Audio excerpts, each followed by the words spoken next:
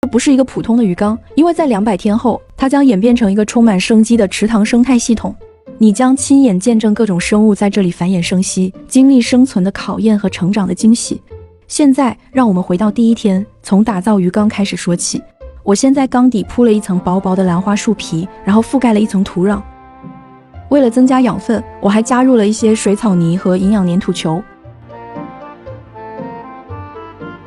最后再用从旧缸回收的底床材料打底，并用一层厚厚的沙子封顶，这样一来，缸底就有了足够的营养和缓冲。